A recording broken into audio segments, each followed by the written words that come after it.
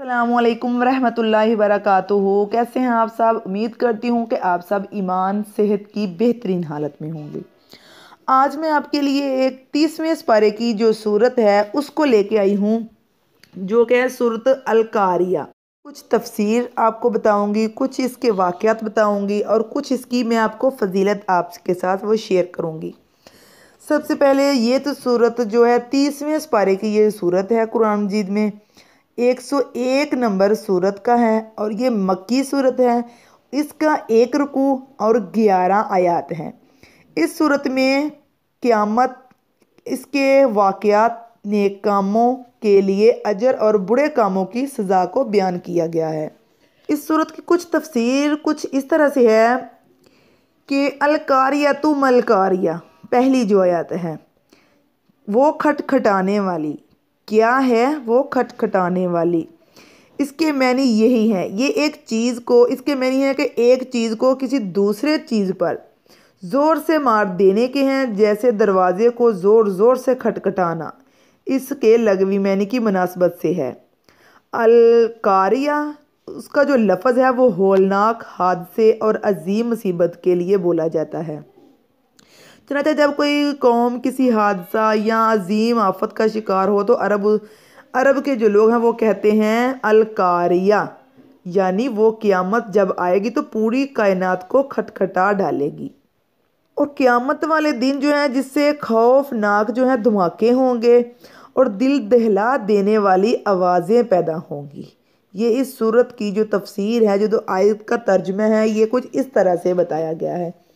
और तुम क्या समझे कि क्या है वो खटखटाने वाली। जिस दिन, उस दिन के लोग जो हैं वो बिखरे हुए होंगे, पतंगों की मानिंद होंगे, और पहाड़ जो है वो इतनी, वो जो ऊन होती है ना, ऊन, उसकी मानिंद होंगे, जो रुई की तरह ऊन होती है उसकी मानिंद होंगे, उड़ रहे होंगे। अभी हम अगर पहाड़ों को देखें तो वो बहुत ज़्यादा मजबूत होते हैं। ये जो हमारी ज़मीन है बहुत, इसमें इसके नीचे सिर्फ पानी ही पानी है। अगर वो इस वक्त पहाड़ ना हो तो ज़मीन कभी ठहर नहीं सकती। इस वक्त जो है ना ज़मीन के ऊपर कील की तरह वो जो पहाड़ हैं वो खड़े हैं। ऐसा समझ ले कि पहाड़ों ने ज़मीन को खड़ा किया हुआ है। क़यामत वाले दिन वो बिल्कुल ऊन रुई की तरह उड़ रहे होंगे। इतने मजबूत चट्टान वाले पहाड़ वो क़यामत वाले दिन उड़ रहे होंगे।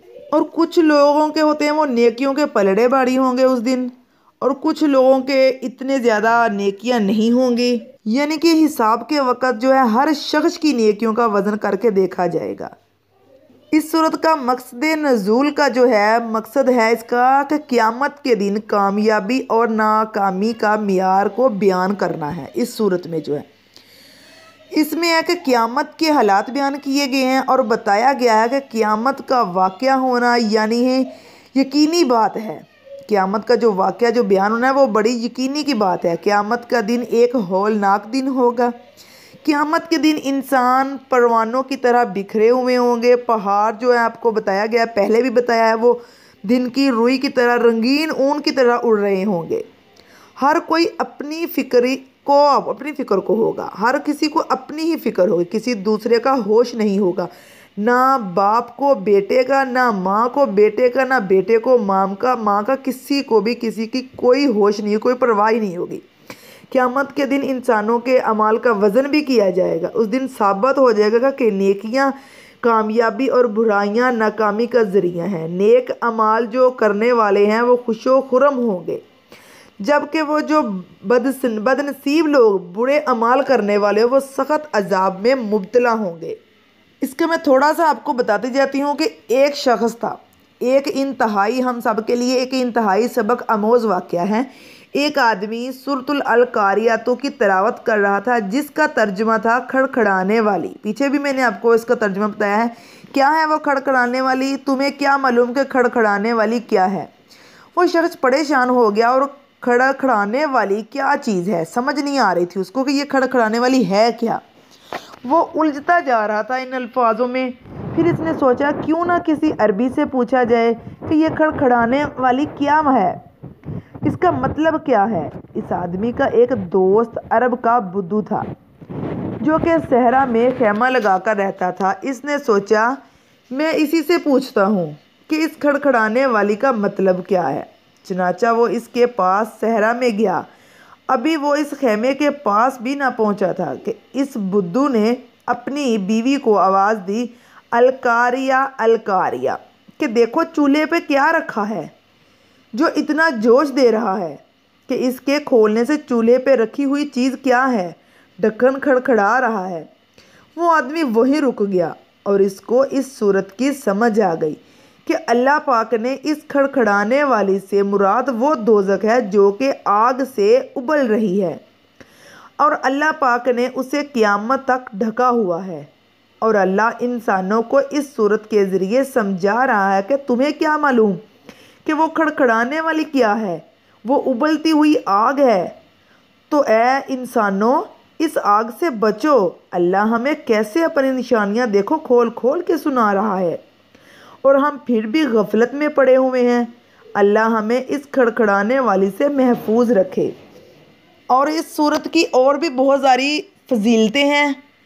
وہ یہ ہے کہ اگر ایک انسان اس کو کثرت سے پڑھنے کا معمول بنا لے تو وہ کثرت سے اس کو پڑھتے ہیں، اس انسان سے جو برائیاں ہیں وہ ختم ہو جائیں گی۔ اور جو انسان رات کو سوتے وقت 11 مرتبہ اس کو پڑھ کے سوتا ہے، وہ انسان جو ہے وہ نیک ہو جاتا ہے، اس کے اندر سے برائیاں وہ آہستہ آہستہ کم ہونا شروع ہو جاتی ہیں۔ آپ لوگ اس کو پڑھیں، کثرت سے پڑھیں۔ اس کی اور بھی بہت ساری فضیلتیں ہیں، بہت سارے اس کے فوائد ہیں، بہت سارے اس کے وظائف ہیں۔ اگر آپ اس سورت کو پڑھیں، اس سورت کو سمجھیں، اگر اس پر عمل کریں تو یہ سورت کی فضیلتیں بہت زیادہ ہیں، اس کی کم نہیں ہوں گی۔ اللہ تعالی ہم سب کو محفوظ رکھے کھڑکھڑانے والی سے۔ اللہ تعالی ہم سب کو عمل کی توفیق دے۔ اللہ تعالی ہم سب کو نیک اعمال کرنے کی توفیق عطا فرمائے۔ آمین ثم آمین یا رب العالمین۔